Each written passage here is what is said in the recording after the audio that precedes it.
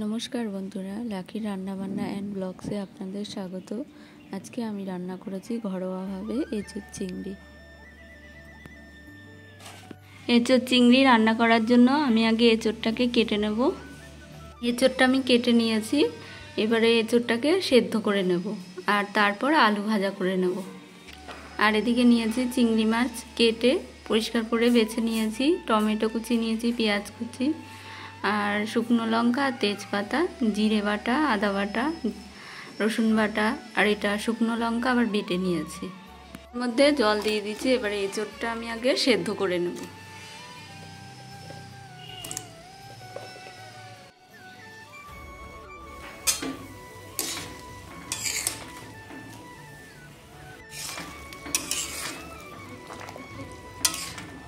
এঁচোড়টা এখন সেদ্ধ হয়ে গেছে।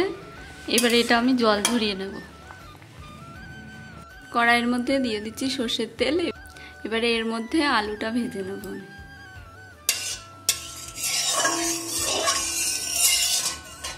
আমি আগে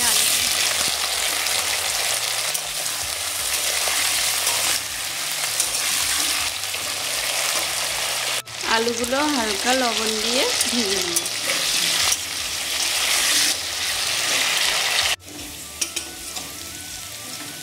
কেটে রাখা চিংড়ি মাছগুলো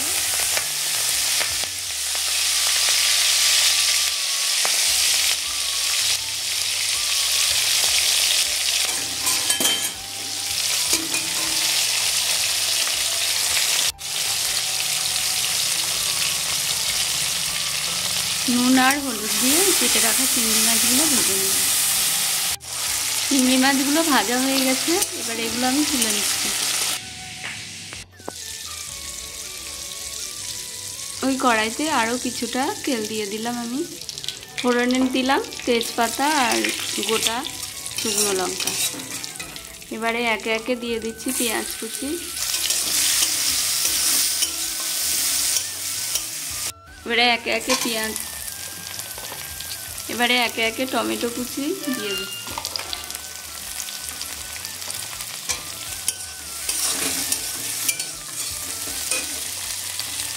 তারপরে দিয়ে দিলাম রসুন বাটা, আদা বাটা আর জিরে বাটা।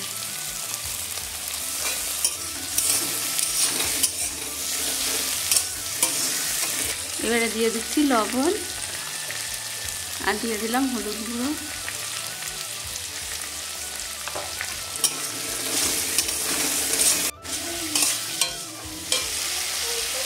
এবারে আগে থেকে বেটে রাখা শুকনো লঙ্কা দিয়ে দিলাম।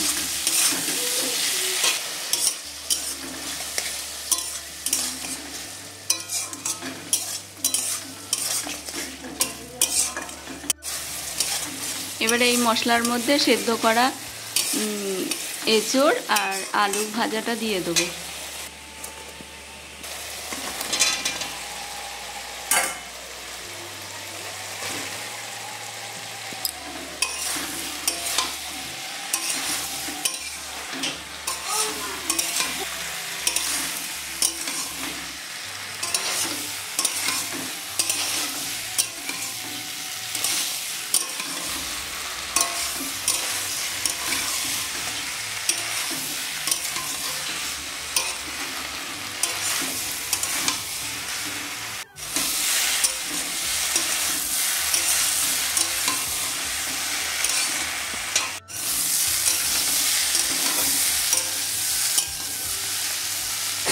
এঁচোড় আর আলুগুলো প্রায় কষানো হয়ে গেছে। এবার এর মধ্যে আমি গরম জল দিয়ে দেবো।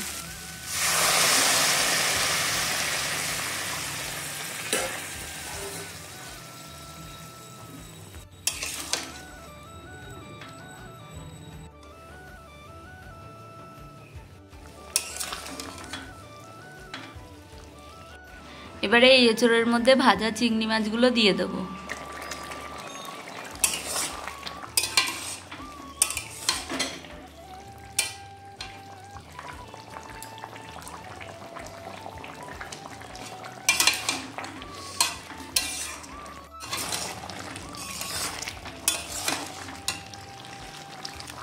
এঁচোড়ের তরকারি প্রায় হয়ে এসছে। এবারে এর মধ্যে আমি গরম মশলার গুঁড়ো দিয়ে দেবো।